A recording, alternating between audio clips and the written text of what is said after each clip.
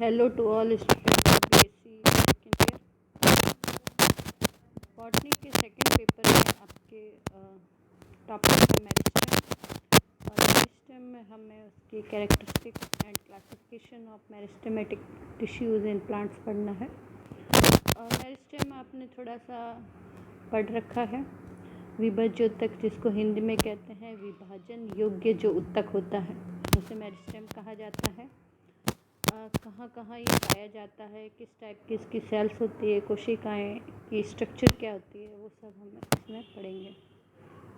Okay, इसमें हमें what is tissue, उत्तक क्या है, टिश्यू कैसे, ये जो मेरिस्टेमिक टिश्यू है उसको क्लासिफाइड कैसे करते हैं, what is meristematic tissue, what are the characteristics of meristematic cells, classification of meristem, जिसमें आपको apical meristem, lateral meristem, intercalary, primary, secondary, ये सब इसमें हम पढ़ेंगे।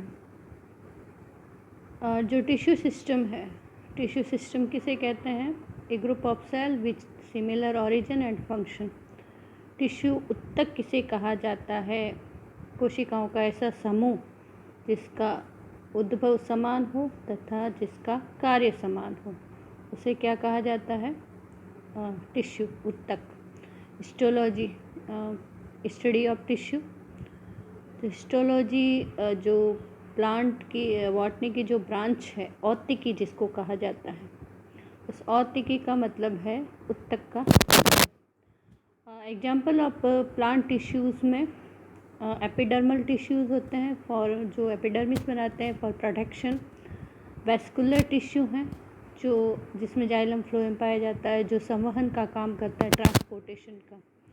और दूसरा है ग्राउंड टिश्यू फॉर फोटोसिंथेसिस और storage.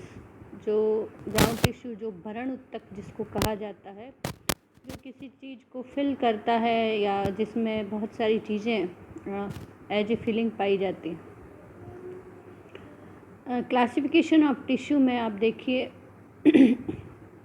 Sorry, tissue classification based on development. Okay, tissue को हम विकास के आधार पर किस प्रकार से क्लासिफाई कर सकते हैं, तो उसका है एक तो मेरिस्टेमेटिक टिश्यू और परमानेंट टिश्यू। मेरिस्टेमेटिक टिश्यू वो हैं जिनकी कोशिकाएं हमेशा विभाजन करती रहती हैं। ओके, दो प्रकार का है, मेरिस्टेमेटिक और परमानेंट। ये वो कोशिकाएं हैं जिनकी सेल 1 से 2, 2 से 4 आगे की तरफ विभाजित होती रहती है। और परमानेंट टिश्यू ये है कि परमानेंट में कोशिकाएं विभाजित नहीं होती, जिस काम के लिए उनकी उत्पत्ति हुई है वो उस काम को करने के लिए वो हो जाती हैं, विभेदित हो जाती हैं। विभेदित का मतलब उस पर्टिकुलर कार्य के लिए उसमें स्पेशल स्ट्रक्चर और फंक्शनलिटी आ जाती है। तो इस तरह से दो प्रकार के उत्तक होते हैं और कंपोनेंट्स के आधार पर, संगठन के आधार पर इनमें 3 तरह के हैं, सिंपल टिश्यूज़, कॉम्प्लेक्स टिश्यूज़ और सिक्रीटरी टिश्यू। इसमें सिंपल टिश्यू में जो उत्तक में एक ही तरह की सेल पाई जाती है, पेरेन्काइमा, कोलेन्काइमा, स्क्लेरेन्काइमा, मृदोत्तक, दृढ़ोत्तक, स्थूल कोणोत्तक। ठीक है, ये तीनों कोशिकाएं पाई जाती है। कॉम्प्लेक्स में आपने जाइलम फ्लोएम पढ़ा है। जाइलम में 4 टाइप की सेल होती हैं, 4 तरह की स्ट्रक्चर वाली सेल होती है, लेकिन काम एक ही करती हैं। काम क्या है? जाइलम का वाटर ट्रांसपोर्टेशन का, फ्लोएम का फूड ट्रांसलोकेशन के लिए। और इसमें भी 4 टाइप की सेल पाई जाती हैं, sieve cell, companion cells, okay, fibres, parenchyma. ये इसमें 4 टाइप की सेल हैं, लेकिन चारों मिलके एक काम कर रही है। वो क्या काम है? फूड ट्रांसलोकेशन का। और सिक्रीटरी टिश्यू ये तीसरे टाइप का टिश्यू है जिसके स्पेशल फंक्शंस हैं, जैसे ग्लैंड्स पाई जाती हैं किसी विशेष चीज़ का श्रवण करने के लिए, जैसे नेक्टर है, ऐसी ग्लैंड्स पाई जाती हैं। ओके, तो जो मेरिस्टेमिक टिश्यू है, विभज्योतक जिसको कहा जाता है, नाम दिया था कार्ल नागेली ने, और ये आपको याद रखना ज़रूरी है। ये क्वेश्चन ऑब्जेक्टिव में बहुत बार पूछा जाता है। इसका मतलब होता है वो ऊतक जो हमेशा डिवाइड होता रहता है। प्लांट टिश्यू है और composed of undifferentiated mass of cell, अविभेदित कोशिकाओं का ग्रुप जो हमेशा डिवाइड होता रहता है। विभेदित कोशिकाओं का ग्रुप आगे डिवाइड नहीं होगा, वो किसी विशेष काम को करेगा। रैपिडली डिवाइड होती हैं, फटाफट ये डिवाइड होती हैं। ये कार्ल नागेली साहब की फ़ोटो है। Found in growing region of plants, ये ऊतक कहाँ पाया जाता है? जैसे सबसे ऊपर की तरफ जो पत्तियाँ निकलती रहती है फटाफट वहाँ, और जो जड़ों में जड़ें आगे की तरफ ग्रो रहती है, रूट्स टिप पर और शूट टिप पर ये पाई जाती है। मेरिस्टेमेटिक टिश्यू जो है उसके कैरेक्टर क्या है, मतलब उन कोशिकाओं में क्या विशेष बात होती है जिससे वो डिवाइड होती रहती है। तो ये जो विशेष लक्षण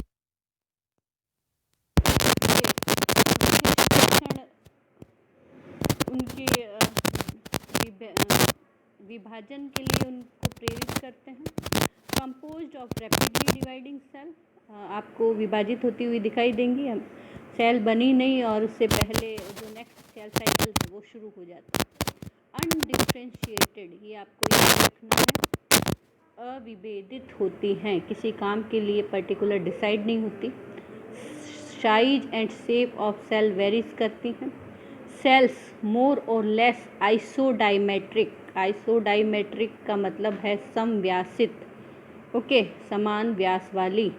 कंटेन डेंस ग्रैन्युलर साइटोप्लाज्म, उनका साइटोप्लाज्म में कणिकाएं पाई जाती है।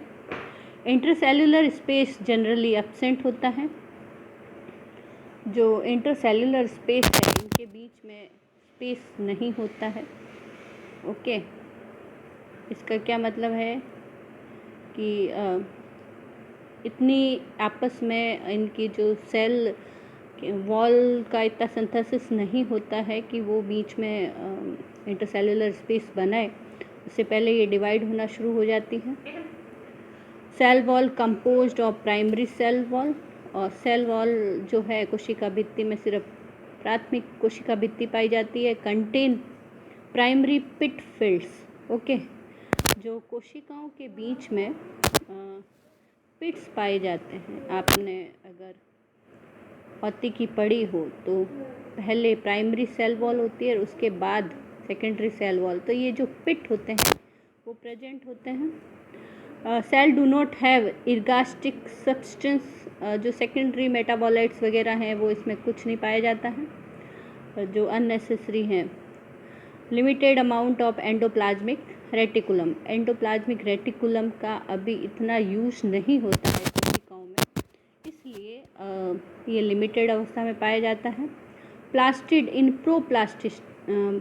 प्लास्टिड स्टेज, जो इनके लवक हैं वो प्रोप्लास्टिड स्टेज में पाए जाते हैं, अभी पूरी तरह डेवलप नहीं होते हैं।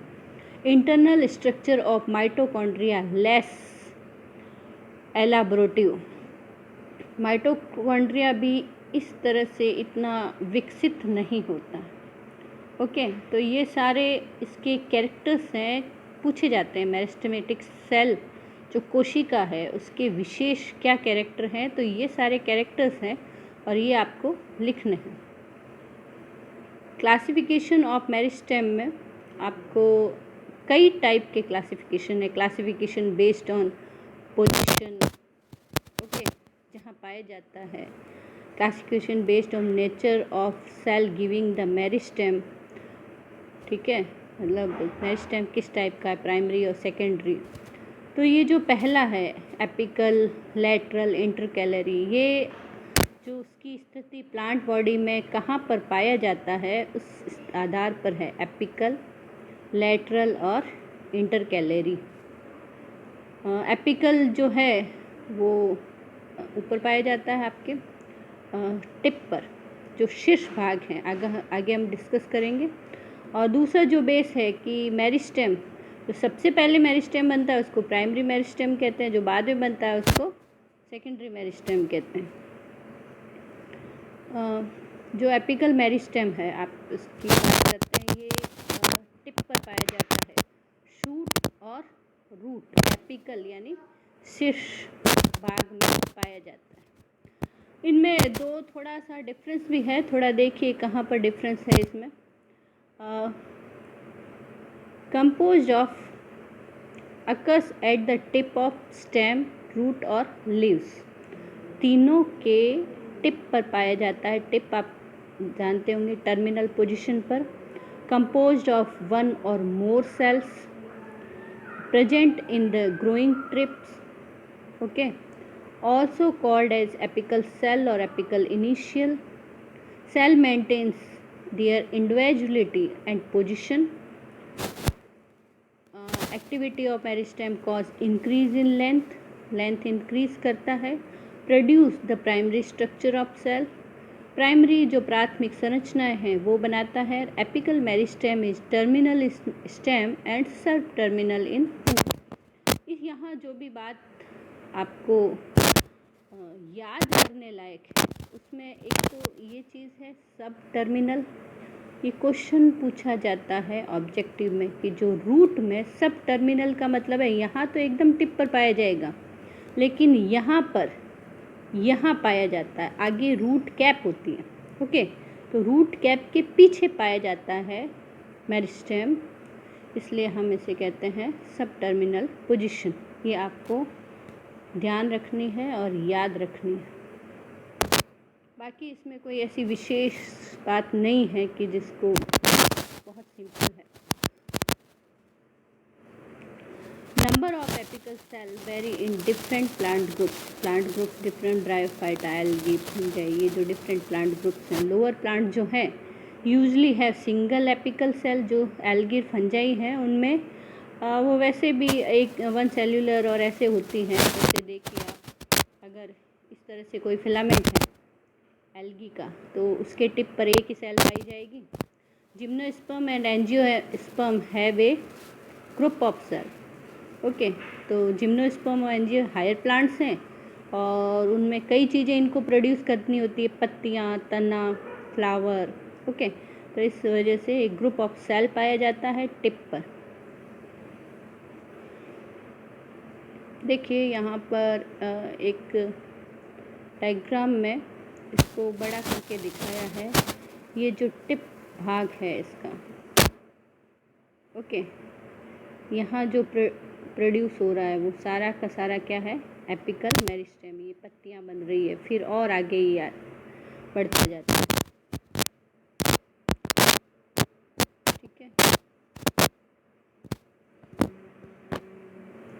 लेटरल मेरिस्टेम है जो दूसरे टाइप का है, लेटरल पोजीशन में पाया जाता है। लेटरल पोजीशन का क्या मतलब है? लेटरल पोजीशन का मतलब है जाइलम और फ्लोएम के बीच में जो कैम्बियम पाया जाता है, जिसकी आप बात करते हैं, उसको हम कहते हैं लेटरल पोजीशन। 3 टाइप के हैं, यहाँ पे आप देखिए, एपिकल, ये जो जाइलम फ्लोएम के बीच में ओपन जिससे सेकेंडरी ग्रोथ होती है उसको लेटरल कहते हैं। और जो हम तीसरा पढ़ेंगे इंटरकैलरी, इंटरकैलरी कहाँ पाया जाता है? जब हम इस टिप को हटा देते हैं तो आपको पता है कि जो साइड ब्रांचेस चलने लगती हैं, जो कक्षीय कलिकाएं हैं वो एक्टिवेट हो जाती हैं और साइड ब्रांचिंग शुरू हो जाती है, ओके। फिर जब हम इसका टिप हटाते हैं तो इसकी साइड ब्रांचिंग निकल जाती है। तो ये सारा इंटरकैलरी यानी जो कलिकाएं सुप्त अवस्था में रहती है लेकिन जो शीर्ष मेरिस्टेम नहीं होने पर ये एक्टिवेट हो जाती। तो इस तरह से 3 तरह के ये अलग अलग जगह ये मेरिस्टेम पाया जाता है। इसमें आप जब हम लेटरल मेरिस्टेम पढ़ रहे हैं, meristem presents parallel to the organ in which they occur, okay, जिस ऑर्गन में होते हैं वहाँ पर पैरेलल पाए जाते हैं। हेल्प इन इंक्रीजिंग डायमीटर, ये जो है यहाँ से तो लंबाई बढ़ती है, लेकिन ये जो है लेटरल मेरिस्टेम, इससे क्या होता है, सेकेंडरी ग्रोथ होती है और डायमीटर बढ़ता है। Increase diameter by adding new cell to existing tissue, नए जाइलम फ्लोएम बनाएगा। They divide only in one plane, एक ही प्लेन में होते हैं। The dividing plane is periclinal plane. अब पेरिक्लाइनल प्लेन क्या होता है? एंटीक्लाइनल प्लेन होता है एंटी। अब कोई सेल अगर इस तरह से है तो उसके जैसे ये दो सेल हैं तो ये एंटीक्लाइनल है और ये पेरिक्लाइनल है। ओके, ये है पेरिक्लाइनल और ये है एंटीक्लाइनल 90 डिग्री की पोजीशन में। इसके एग्जांपल हैं वेस्कुलर कैम्बियम और cork cambium. Vascular cambium xylem phloem के अंदर पाया जाता है। कॉर्क कैम्बियम जब वेस्कुलर कैम्बियम से ग्रोथ हो जाती है और बाहर की पेरिडम बाहर की जो एपिडर्मिस टूट जाती है तो उसको रिपेयर करने के लिए कॉर्क कैम्बियम पाया जाता है जो नया सेकेंडरी कॉर्टेक्स का निर्माण करता है। तो इस तरह से लेटरल मेरिस्टेम है और नेक्स्ट क्लास में हम इंटरकैरियल मेरिस्टेम लेते हैं। Thank you for watching.